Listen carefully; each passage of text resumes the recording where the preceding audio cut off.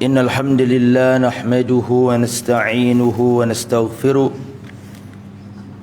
ونعوذ بالله من شرور أنفسنا ومن سيئات أعمالنا من يهده الله فلا مضل له ومن يضلل فلا هادي له وأشهد أن لا إله إلا الله وحده لا شريك له وأشهد أن محمدا عبده ورسوله لا نبي ولا رسول بعده اللهم صل وسلم وبارك على نبينا وحبيبنا محمد وعلى آله وصحبه أجمعين أما بعد Ikhwati fillah rahimani wa rahimakumullah. Alhamdulillah, kita bersyukur memuji Allah Subhanahu wa taala atas limpahan karunia-Nya. Allah Subhanahu wa taala menjadikan kita orang-orang yang dilahirkan dari rahim ibu-ibu yang beragama Islam, sehingga kita diberi Allah Islam tanpa memintanya. Di luar sana ada miliaran manusia belum memperoleh nikmat Islam, tapi alhamdulillah tanpa kita meminta kita sudah diberi Islam oleh Allah sejak lahir. Maka kita adalah orang yang dipilih oleh Allah. Di antara manusia yang banyak ini, kita dipilih Allah menjadi orang yang beragama Islam. Di antara orang-orang Islam yang sangat banyak ini, alhamdulillah kita dipilih oleh Allah lagi menjadi orang Islam yang mau sholat. Karena banyak orang yang mengaku Islam tapi tidak diberi oleh Allah taufik untuk bisa sholat. Kita bersyukur dijadikan ahli sholat. Di antara orang-orang yang sholat, alhamdulillah kita dipilih lagi oleh Allah orang-orang yang mau sholat berjamaah. Banyak orang diberi taufik oleh Allah untuk sholat, tapi tidak diberi taufik untuk sholat berjamaah. Alhamdulillah kita dipilih Allah. Di antara orang-orang yang sholat berjamaah, alhamdulillah kita bersyukur lagi dijadikan oleh Allah hamba-hambanya yang mau duduk menuntut ilmu agama. Karena tidak semua orang yang sholat jamaah diberi taufik untuk mau duduk belajar ilmu agama. Allah Subhanahu wa taala kalau sayang sama kita, Allah Subhanahu wa taala kalau ingin menghendaki kebaikan bagi kita, bukan ditambah hartanya, bukan ditambah kedudukannya, bukan diwaraskan badannya, bukan disehatkan jasadnya, bukan ditinggikan kedudukan dan strata sosialnya. Tapi Allah kalau sayang sama kita, tandanya adalah Allah jadikan hati kita semangat mempelajari ilmu agama. Rasulullah sallallahu alaihi wasallam bersabda, "Man yuridillahu bihi khairan yufaqihu fiddin." Barang siapa dikehendaki Allah kebaikan baginya, tandanya adalah Allah pahamkan ia dalam urusan agamanya. Datang seorang laki-laki gagah gede badannya, ditanya oleh Nabi, apakah kamu pernah kena penyakit humma, demam, adem panas? Orang ini mengatakan, Mamar Robi, tidak pernah aku kena penyakit humma, adem panas, meriang, panas dingin, tidak pernah. Apakah kamu pernah kena penyakit sudah kepala pusing? Orang ini mengatakan, tidak pernah aku kena penyakit kayak gitu-gitu itu. Seorang ini pergi berlalu. Kata Rasulullah, barang siapa yang ingin melihat penghuni neraka, lihatlah orang tadi itu. Diberi sehat itu bukan tanda kebaikan. Sampai tak kasih tahu ya. Diberi seger waras tok sebatas itu bukan tanda kebaikan. Tapi tanda kebaikan adalah Allah jadikan kesehatan gitu untuk mau ke masjid, untuk duduk, untuk mau belajar, itu baru tanda kebaikan. Lah, kita bersyukur kepada Allah, dari sekian banyak manusia itu dipilih oleh Allah. Dan di antara orang yang menuntut ilmu itu, alhamdulillah kita dipilih oleh Allah lagi, orang yang belajar insya Allah sesuai dengan tuntunan Al-Quran dan Sunnah. Banyak orang yang pengen belajar tapi kesasar. Alhamdulillah, kenapa saya sampaikan ini? Supaya kedatangan kita ke sini tidak sekedar rutinitas. Bahwa kita di sini itu dipilih oleh Allah. Kita bisa duduk ini melalui filteran yang sangat luar biasa. Maka mudah-mudahan dengan itu kita merasa bahwa ini nikmat.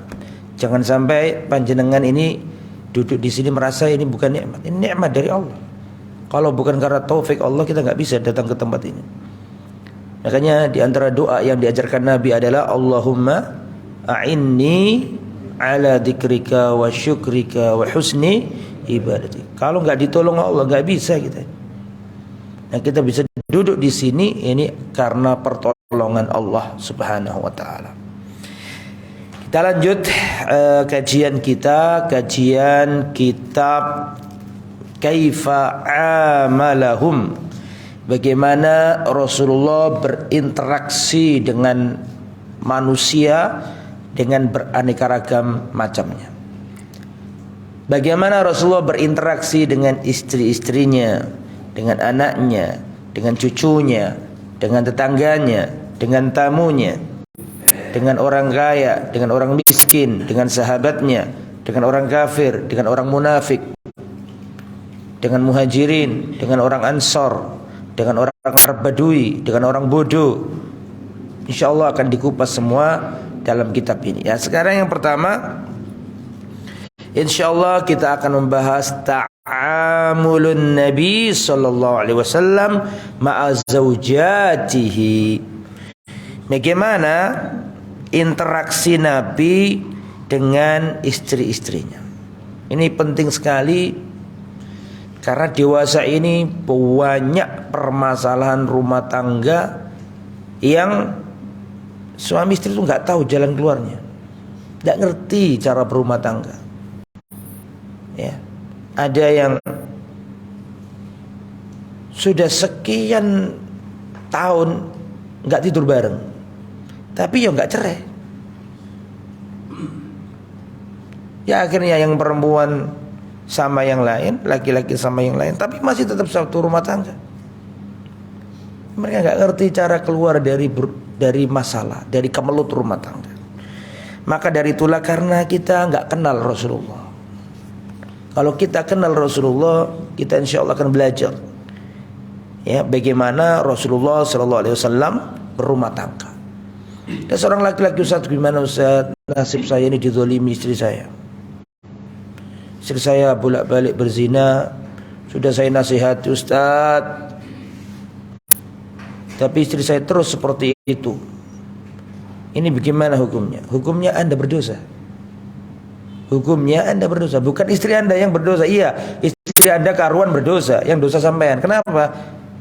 Karena ketika tahu istri kayak gitu, tapi engkau bertahan dalam rumah tangga, berarti ente ridho dengan kemaksiatan. Ente melakukan dayus. Ente gak punya rasa cemburu. Bagaimana bisa berumah tangga dengan wanita seperti itu dan engkau bertahan? Dia merasa terzalimi, padahal dia salah. Dia berdosa, jangan dikira gak berdosa.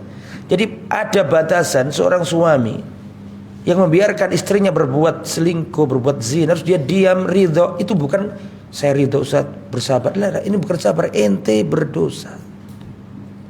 Ente berdosa ya. Kenapa? Karena ente membiarkan kezaliman, padahal itu di atas tanggung jawab. Ceraikan, ganti yang lain. Selama engkau mempertahankannya, selama itu pula engkau berdosa. Dia gak ngerti, dikira dirinya sabar, dia dizalimin, so mengharap pahala, ente membiarkan seorang wanita berzina.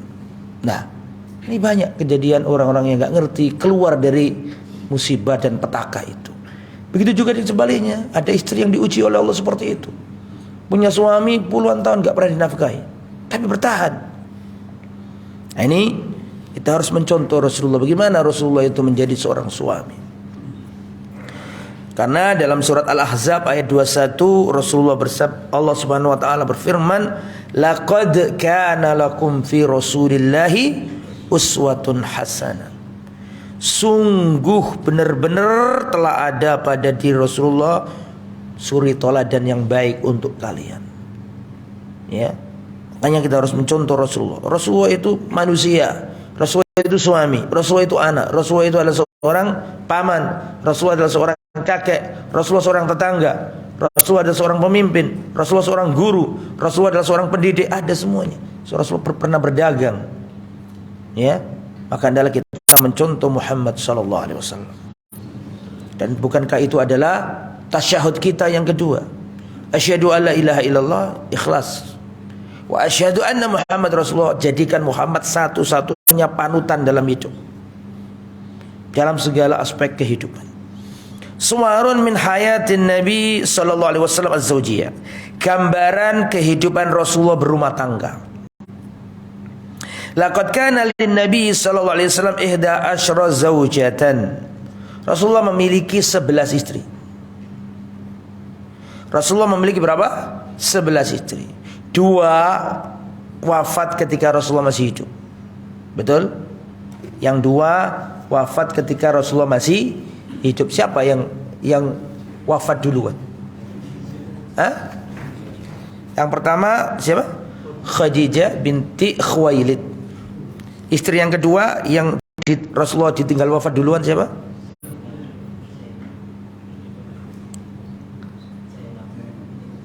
Zainab siapa? Istrinya Nabi yang namanya Zainab ada 2. Zainab yang mana ini? Zainab binti Khuzaimah. Zainab binti Khuzaimah. Setelah itu selebihnya Aisyah binti Abu Bakar, kemudian Hafsah binti Umar bin Khattab, Sauda bin Zam'a, Zainab binti Jahsh. Zainab binti Jahsh ini sepupunya Nabi, jandanya Zaid bin Harithah. Kemudian Ummu Salamah jandanya Abu Salamah. Kemudian Ummu Habibah, putrinya Abu Sufyan, mbakyunya Muawiyah. Kemudian Maimunah bintil Haris, bibinya Abdullah bin Abbas. Abdullah bin Abbas punya emak namanya Ummu Fadl. Ummu Fadl punya saudari namanya Maimunah. Maimunah nikah sama Nabi. Jadi Maimunah itu tantenya Abdullah bin Abbas. Kemudian Juwairiyah bintul Haris.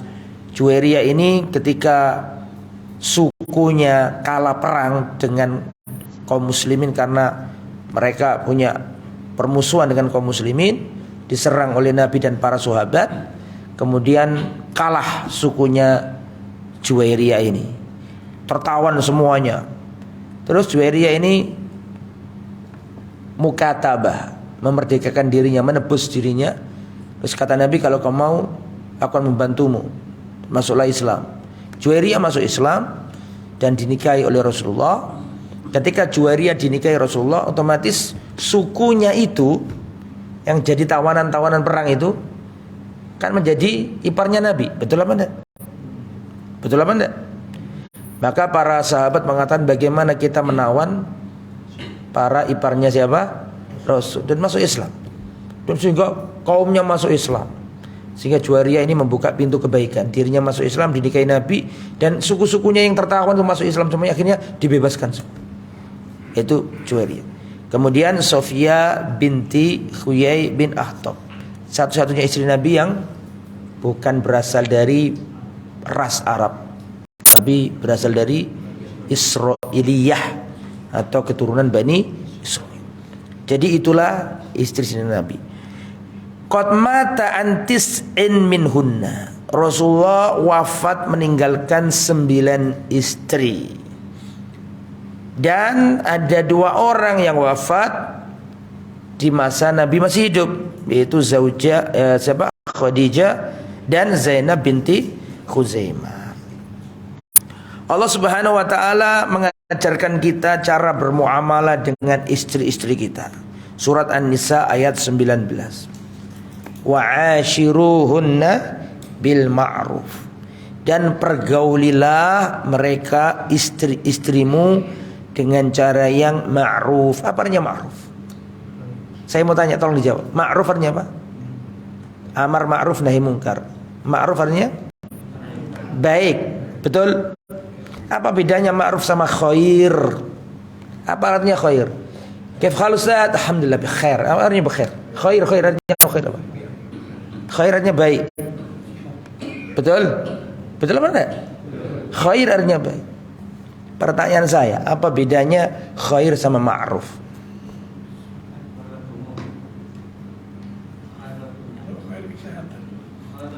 Khair kesehatan, kalau ma'ruf apa?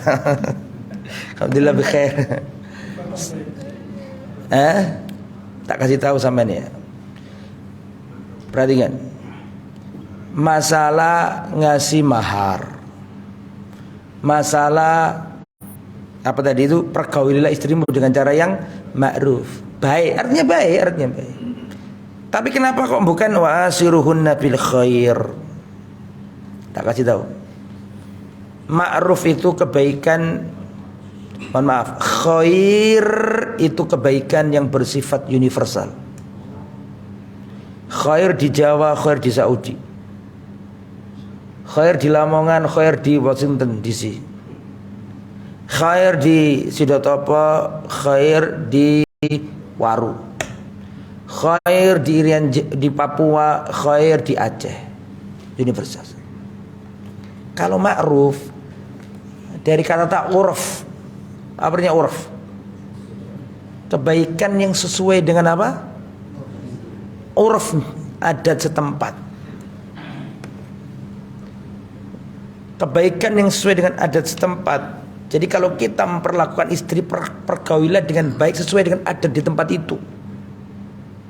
Makanya mahar seperangkat alat sholat itu ma'ruf di Surabaya, tapi enggak ma'ruf di Saudi. Maka jangan kasih mahar di Saudi dengan apa? Seperangkat alat sholat, karena itu enggak ma'ruf, enggak sesuai dengan apa? Ada sana. Wong Jawa nek ana tamu mari dipekai panganan sing apa diduki apa? Suguhan terus gelegeken. Sing duwe mah seneng. Iki ma'ruf iki, waduh iki berarti tamuku iki. Gitu, mungkin mboten? Tapi nek do Arab jadi tamu gelegeken. Apalagi ngentut bisa, waduh. Enggak cocok. Paham ya? Enggak. Memperlakukan istri sesuai dengan daerahnya. Bisa dipahami ya? Nafkah di daerah ini seperti ini, beda di nafkah di negara lain. Makanya Allah katakan apa tadi? Wa ashiruhunna bil ma'ruf, sesuai dengan adat tata krama yang ada di tempat itu. Nah, kemudian Rasulullah mengatakan, perhatikan ini penting nih. Khairukum. Jadi kalau khair itu kebaikan yang sifatnya apa tadi? Oh, di mana-mana baik kabeh ku khair. Tapi nek ma'ruf, kebaikan yang sesuai dengan apa? Local wisdom, ya. Khairukum, perhatikan. Qala Rasulullah, penting nih. Khairukum li ahlihi. Orang yang paling baik di antara kalian adalah yang paling baik terhadap keluarga. Wa ana khairukum li ahli, dan aku adalah orang yang terbaik terhadap keluarganya. Perhatikan saya, kebaikan orang ini, kebaikan kita nih di luar rumah kita itu polesan semua. Tapi kebaikan kita itu yang asli itu ya kepada rumah tangga kita itu. Karena itu nggak ada basa-basinya. Sama-sama istri kan, apa nih? Tapi ini karo atasan ada polesan, ada karpe. Betul apa enggak? Sampeyan karo konco ndak enak rek karo koncoku rek. Iso api, wajar. Tapi nek karo bojo sampean iku sing asli akhlak sampean ya karo bojo sampean iki. Sampean itu orang baik apa enggak? Lihatan bagaimana engkau dengan siapa? Istri. Karena itu enggak ada basa-basi. Mohon maaf nggih, mohon maaf. Antum telanjang lho, enggak ada malu sama istri antum. Artinya antum sudah plong sama istri antum itu. Betul apa enggak? Berarti akhlak antum yang sesungguhnya itu di depan istri antum. Adapun ke bos, ke teman itu polesan kabeh. Sungkan gak enak rek karo atasanku. Jadi akhlaknya manusia itu yang sejati, yang sesungguhnya, yang benar-benar plong dirinya sendiri ya di depan istrinya. Makanya Nabi mengatakan orang yang paling bagus di antara kalian sing paling ngapik nang bojone. Soalnya nang karo wong liya iku sik ana karepe. Bisa dipahami maksud saya iki? Nek karo bojo iki siku aponane. Makanya Nabi pernah mengatakan dinar yang kau infakkan dinar yang kau infakkan di jalan Allah, dinar yang kau infakkan untuk perjuangan, dinar yang untuk madrasah, untuk rumah sakit, untuk masjid, dengan dinar yang kau kasihkan kepada istrimu, apa kata Nabi? Lebih afdol yang kau kasihkan untuk siapa? Istri. Ya. Makanya kadang-kadang suami istri itu nampak kurang baiknya, kadang-kadang ya karena kurang nafkahnya. Makanya kan ar-rijalu qawwamuna 'alan nisa. Ya. Perhatikan wa ma hadhil mushkilatil zawjiyyah wa kasrati halatit talaq nahtaju an nasta'rid kaifa kanatil haya fi baitin nubuwah. Melihat permasalahan hidup yang sangat banyak di manusia, maka ada beberapa hal yang harus kita contoh, kita lihat dari Nabi. Yang pertama, kaifa kana Rasulullah yu'amil zaujatihi. Kita harus tahu bagaimana Rasulullah bermuamalah dengan istri-istrinya. Yang kedua, wa kaifa kana yasbiru alaihin, dan bagaimana Rasulullah bersabar dari istrinya. Butuh sabar. Sama istri butuh sabar. Ya. Wa kaifa kana yasbiru alaina. Pernah Sayyiduna Ali bin Abi Thalib radhiyallahu anhu itu tukaran karo sapa? Fatimah. Ali bin Abi Thalib sak kendel-kendele menungso, seberani-beraninya manusia. Tidak ada cerita Ali perang kalah, tidak ada cerita. Sampai cari, buka sejarah, lembaran sejarah, mana ada Ali duel sama orang terus kalah, tidak akan pernah ada. Siapapun dalam perang kalau sudah berhadapan sama Ali, siap-siap mati. Haidar, singa, Ali pendekar. Tapi ketika bukan musuhan, siapa? Bertengkar sama siapa? Fatimah. Seapi-api menungso, bagus-bagusnya perempuan. Tapi wanita tetap wanita. Betul apa enggak? Wanita tetap wanita. Ada sifat-sifat yang memang itu wanita. Tukaran sama Sayyiduna Ali, maka Sayyiduna Ali keluar dari rumahnya gak gubris. Siapa? Fatimah. Setelah itu datang Rasulullah, mungkin panjenengan sudah pernah dengar ya. Datang Rasulullah sallallahu alaihi wasallam mencari Ali di rumah gak ketemu. Maka Rasulullah sallallahu alaihi wasallam bertanya kepada putri kesayangannya, "Aina ibna ammika?" Mana anak pamanmu ini kok gak kelihatan? Anak paman maksudnya siapa? Misananmu kan? Anak paman berarti sepupu. Hukumnya sepupu, meskipun gak sepupu cer seperti kita, tapi orang Arab ngarani ibnu ammi gitu. Ya. Mana anak pamanmu? Ali kok gak kelihatan? Ada sesuatu antara diriku dengan dia, ayah. Dia keluar. Kemudian Rasulullah mencari Ali ke sana, gak ketemu. Kata sahabat, ada di masjid ya Rasulullah. Ketika di masjid ternyata Sayyiduna Ali tertidur. Dan di masjid zaman itu tidak seperti kita. Tidak ada karpetnya, tidak ada ubinnya, ada debu. Sehingga pakainya Sayyiduna Ali banyak apa? Debunya. Setelah itu Rasulullah SAW berkata, "Kum ya Abu Turab." Berdirilah wahai Abu Turab. Apa Abu Turab? Bapak tanah, debu. Semenjak itulah Sayyiduna Ali dipanggil Abu Turab. Jadi asal usul Sayyiduna Ali dipanggil Abu Turab gara-gara gegeran sama siapa? Siti Fatimah radhiyallahu anha. Yang ajib itu Imam Ahmad. Imam Ahmad ini punya istri. Ya. Beliau berkata, "Aku pernah hidup puluhan tahun bersama Ummu Saleh. Wallahi tidak pernah dia itu membantah satu pun ucapanku sampai dia wafat. Hanya sekali dia membantah ucapanku, dan ternyata dia yang benar bukan aku." Sekali. Berarti bagus enggak istrinya Imam Ahmad? Dulu saya terkagum-kagum dengan kisah ini dan mengatakan, istrinya Imam Ahmad luar biasa. Saya hidup puluhan tahun bersama istriku Ummu Soleh kalau nggak salah namanya. Tidak pernah dia membantah satu huruf pun apa yang kau ucapkan. Tidak pernah sampai wafat, dan cuma sekali bantah aku, dan itu pun ternyata dia yang benar bukan aku. Dulu ketika mendengar kisah kayak gini, ya Allah, alangkah bagusnya istrinya Imam Ahmad. Tapi sekarang ini enggak. Justru saya berpikir alangkah bagusnya Imam. Tidak mungkin istrinya begitu, kecuali saking api siapa? Imam Ahmad radhiyallahu anhu. Dan itu gak heran, karena ibunya Imam Ahmad ini wanita seperti gunung. Imam Ahmad yatim sejak kecil, gak tahu ayahnya, wafat ayahnya. Yatim Imam Ahmad.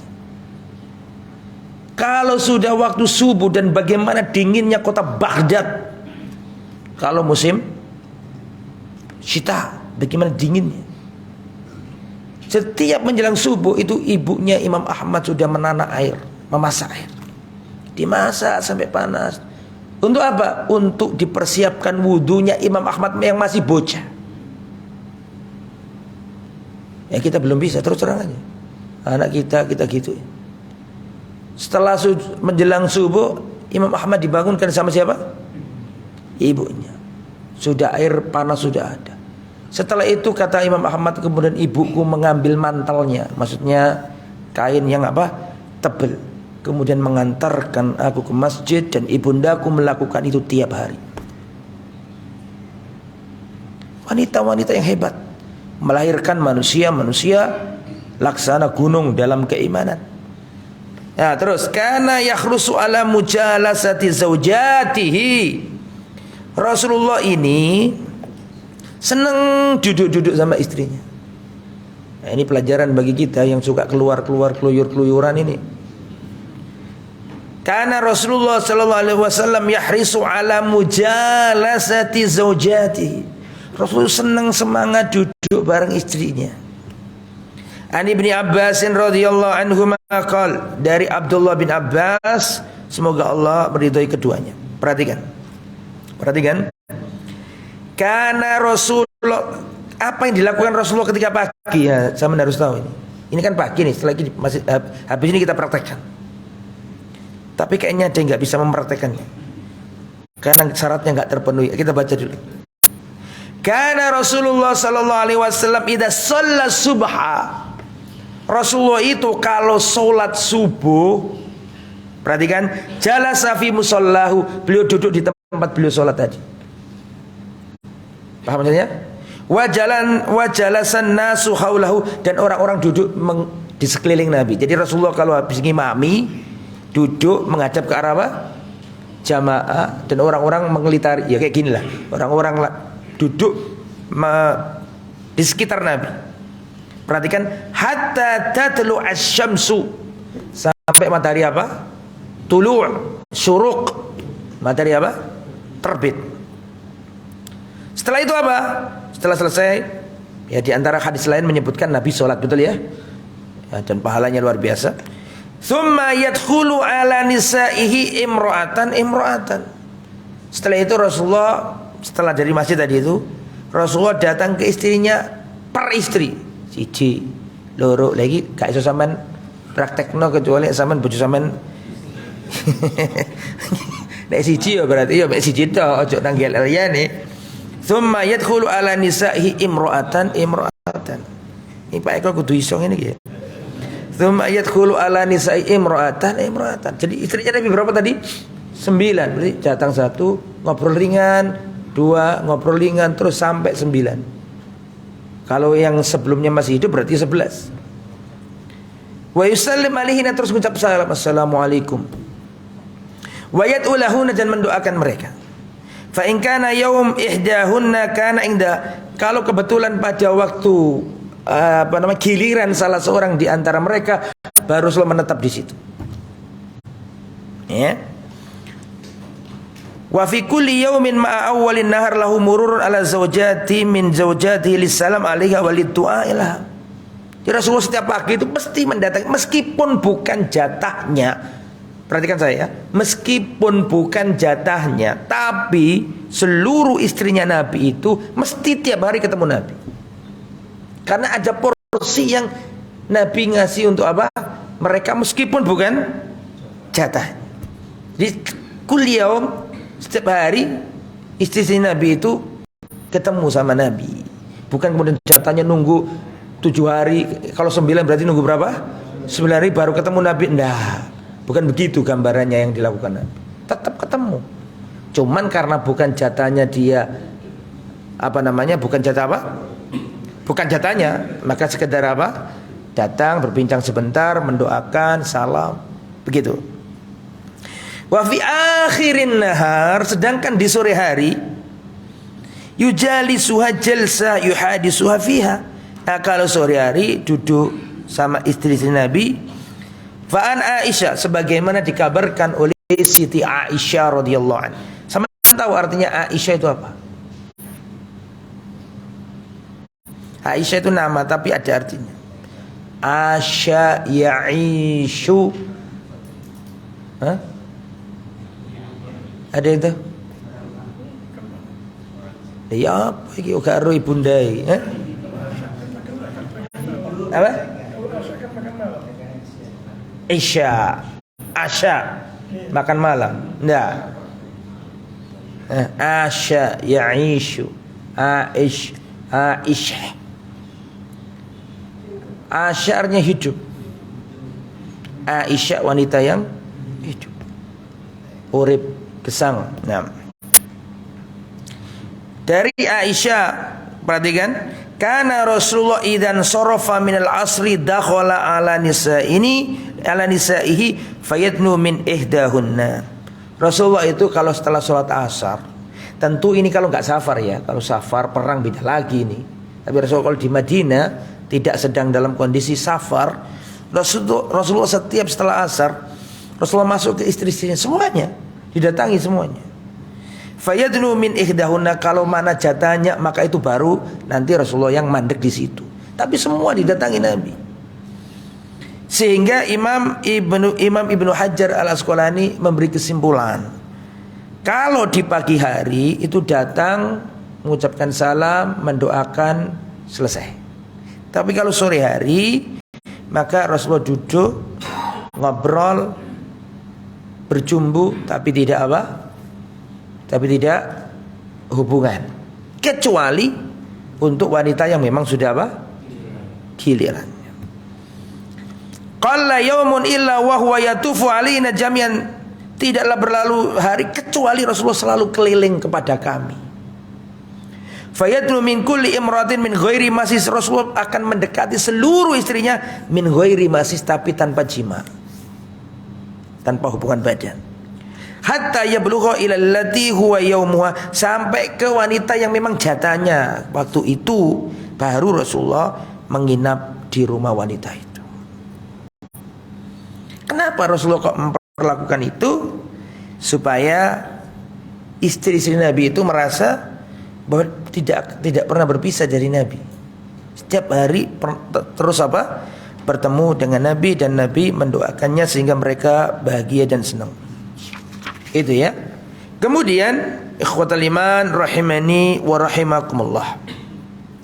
Wa fihi bayanu husni khuluqihi wa annahu kana khairan nasi li ahli. Rasulullah adalah sebaik-baik manusia untuk keluarganya.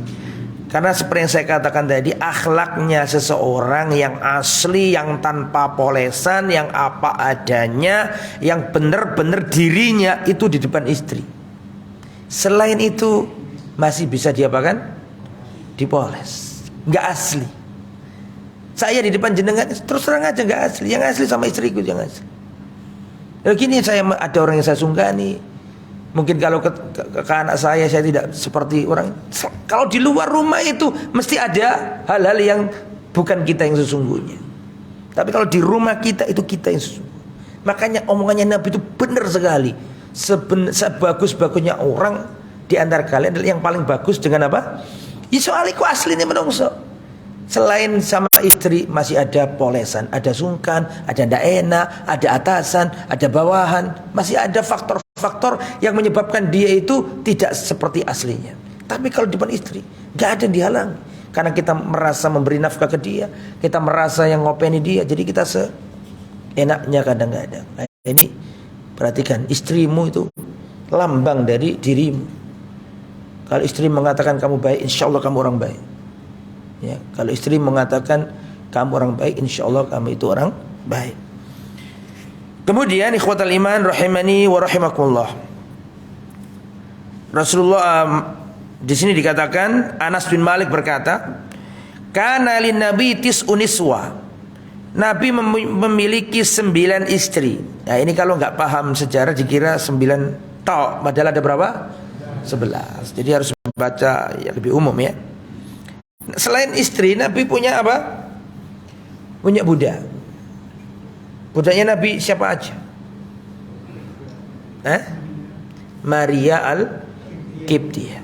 Sudah saya jelaskan di tempat ini insyaallah. Maria ini Rasulullah itu nyurati Raja Muqawqis, Raja Mesir, agamanya apa? Kristen.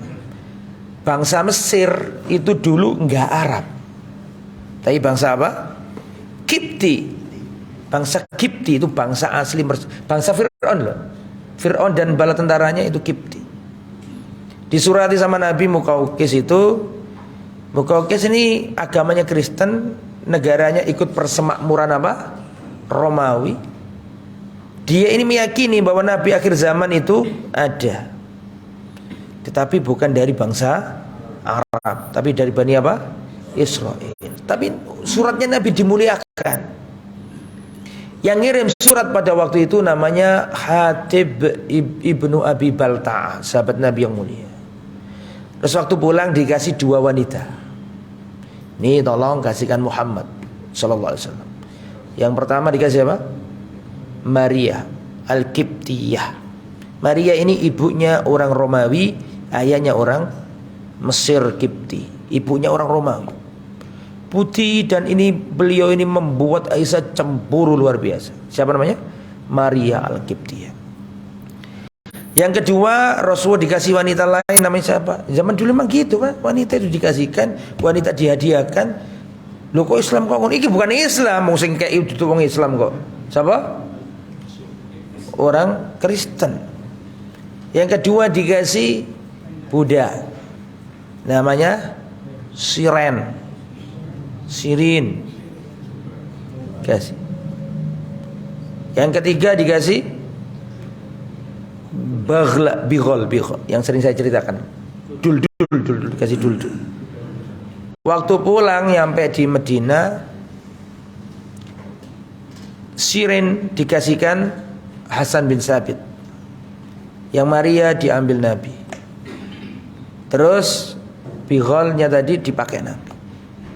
Itu ketika Maria datang, otomatis kan butuh rumah toh. Butuh rumah apa enggak? Gak diodohnya Nabi sama Aisyah, itu Aisyah ditukari Aisyah. Dititipkan salah seorang sahabat Nabi ke rumah salah seorang sahabat Nabi. Dan setelah itu Rasulullah sering ke tempat itu, dan Aisyah cemburu luar biasa. Apalagi ini si Maria punya anak namanya Ibrahim, cemburu lagi luar biasa. Terus kemudian Ibrahim apa? Wafat. Dan sudah kita sampaikan dulu. Yang lagi, jadi budak itu Pak, kalau sudah punya anak, misalnya ya Maria ini kan punya anak, anaknya Nabi namanya siapa? Ibrahim. Maka statusnya siapa? Maria itu bukan budak lagi, tapi ummul walad. Emak bocah-bocah, emak anak, ibu arek-arek. Itu ummul walad. Emak arek-arek, emak anak, tapi duduk istri. Selain itu ada lagi, siapa namanya?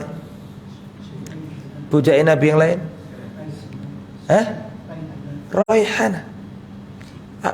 Rayhana ini Yahudiyah dulunya, sama dengan Sofia, cuma Sofia ini apa? Istri, paham ya? Bani Israel juga, sama dengan Rayhana, Bani Israel, Yahudi.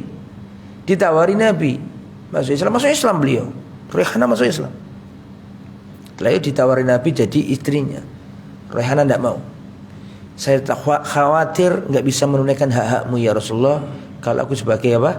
Istri. Tapi aku sebagai budakmu aku ridho. Jadi kumpuli Nabi. Memang budak. Ya. Memang budak. Ustaz kok budak kok ada sih? Ya ada, emang kenapa? Zaman itu seluruh peradaban pakai budak. Mau Romawi, mau Cina, mau India, mau Afrika, mau semua peradaban dunia pada waktu itu ada apa?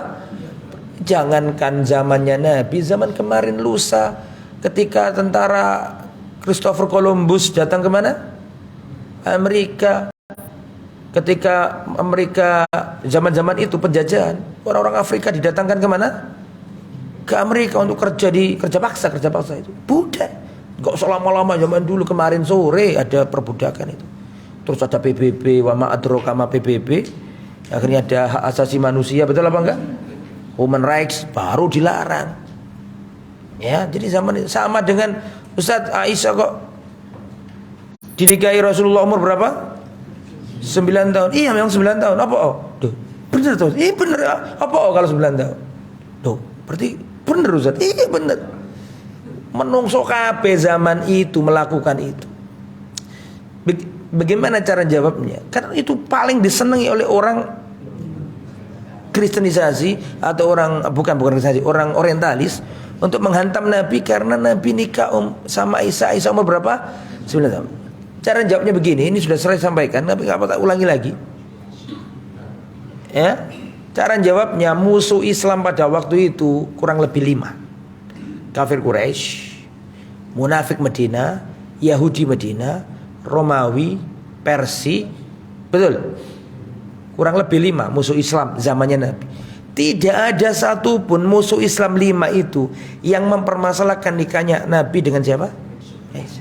Artinya apa? Kabeh nglakoni ngono, mau Romawi, mau Persia, mau Yahudi, mau kafir Quraisy, mau orang munafik, mau India, mau Afrika, mau Iran, mau Persia, mau Cina, mau Eropa, mau Turki. Zaman itu kabeh wong wedok nek wis balik nikah. Enggak usah zaman dahulu. Zaman di desaku tahun 60-an, tahun 50-an kata mbahku itu lulus SD nikah. Dorongan SD, SR mbopong lebih nih. Iya. Dorongan. Itu biasa lumrah. Jadi nggak bisa dibantah. Kita nggak bisa menilai peradaban zaman dulu itu dengan paradigma zaman sekarang, nggak bisa. Lanjut ya. Jadi Raihana nggak masuk Islam. Raihana tidak mau dinikahi siapa? Rasul, tapi bersedia untuk menjadi apa? Budaknya Rasul. Nah, kemudian ikhwatal iman rahimani wa rahimakumullah. Ini di sini ada, tidak semua saya baca ya kitab ini, panjang soalnya. Wa kana yu'ti nisa'u haqqahunna minal mu'asyarah. Rasulullah itu memberi hak istri untuk dikumpuli. Istri juga butuh dikumpuli. An Anas bin Malik radhiyallahu anhu. Anas bin Malik berkata, kenapa kok Anas bin Malik terus Ustaz? Ya karena Anas ini termasuk orang yang paling dekat kepada Nabi. Julukannya adalah apa? Apa julukannya Anas bin Malik? Khadimur Rasul, pelayannya Rasul. Ini bocah yang melayani Nabi. An Anas bin Malik anan Nabiyya sallallahu alaihi wasallam kana yatufu ala nisa'i fil lailal wahida. Rasulullah sallallahu alaihi wasallam pernah keliling ke seluruh istrinya satu malam. Dan semua dikumpuli. Ngerti maksud dikumpuli kan? Jima. 9 mas. Wala Cik turun tak wajo sabar sih. Lahu yauma idin tus'ini suwah. Pada waktu itu Rasulullah punya 9 perempuan. Qala Qatadah seorang tabi'in berkata ke Anas seorang sahabat. Tabi'in bertanya ke sahabat, awakana yutiku, loh Rasulullah mampu tak? Yutikuhu, yani kuat tak gilir istrinya 9 dalam satu malam. Perhatikan, kunna kami para sahabat natahaddasu annahu utiya quwwata 30. Rasulullah itu dikasih 30 atau kekuatan 30 orang. Tolong polo wong kekuatane didadekno siji iku dadi Rasulullah. Makanya ulama membuat ungkapan, Pak. Perhatikan saya. Perhatikan saya ya. Atqan nas aqwan nas. Siapa yang tahu artinya? Tak ulangi lagi ya. Atqan nas aqwan nas. Atqan nas, orang yang paling bertakwa, aqwan nas, paling kuat. Ustaz mosok nek wong saleh terus kuat. Mosok ana hubungane? Iya, riset itu. Kenapa? Apakah ini sekedar ucapan apa benar-benar dibuktikan? Iya, perhatikan saya. Karena orang itu kalau nggak bertakwa, syahwatnya kececeran di mana-mana. Teko mak sekarek. Rasulullah tuh lihat perempuan menundukkan pandangan. Ada suatu berarti ketika Rasulullah SAW ini orang itu kalau bertakwa, menjaga aturan Allah, menutup auratnya, ketemu wanita menundukkan pandangan, tidak mau buka HP yang nggak gena-gena itu, ya. Utuh, syahwatnya itu utuh. Ketika dia pulang ke rumahnya, maka seluruh syahwatnya tertumpah kepada istrinya.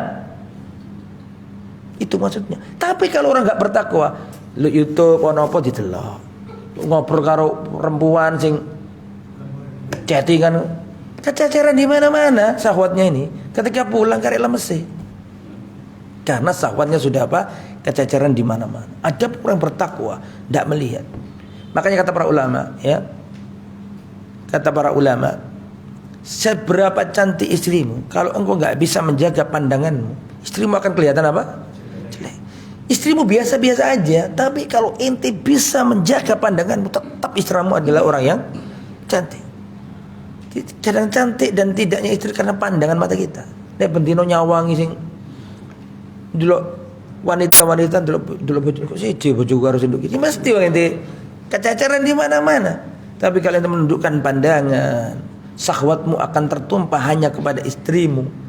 Pandanganmu hanya kepada istrimu. Maka dari itulah para ulama mengatakan apa tadi?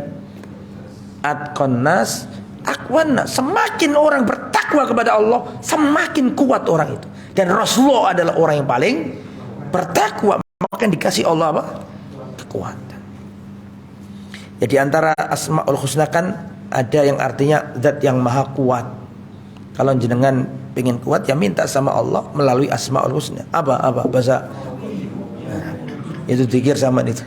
Allahumma ya qawi, wahai zat yang maha kuat. Qawina, berikan kekuatanmu kepadaku. Kekuatan umum ya, kekuatan iman, kekuatan terus, jadi itu yang dilakukan Rasulullah Sallallahu Alaihi Wasallam. Selanjutnya, terakhir saya sampaikan, Rasulullah Sallallahu Alaihi Wasallam kalau habis menikah lagi, maksudnya kalau menikah lagi, kan seperti yang saya katakan tadi, kalau pagi Rasulullah ketemu sama siapa? Antum tahu nggak kira-kira yang diomongkan istrinya Nabi ketika ketemu Nabi, ketika Nabi semalaman sama istri barunya? Tahu nggak apa yang diomongkan istrinya Nabi yang lain? Paham pertanyaannya?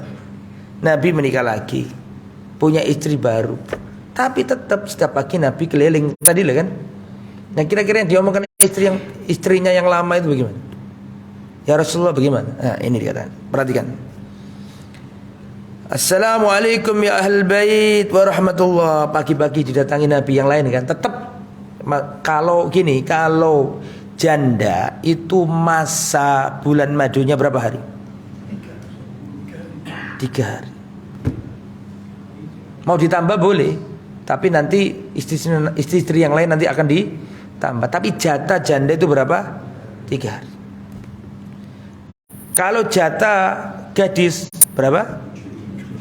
Sampai apa loh? Kalau gadis 7 hari.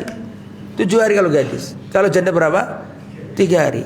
Tapi kalau kata Rasulullah, kalau engkau ingin saya tambah, gak apa-apa saya tambah. Yang janda tadi, saya tambah gak apa-apa. Tapi nanti istri saya akan apa?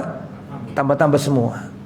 Jadi dasarnya kalau janda 3, kalau gadis berapa? 7.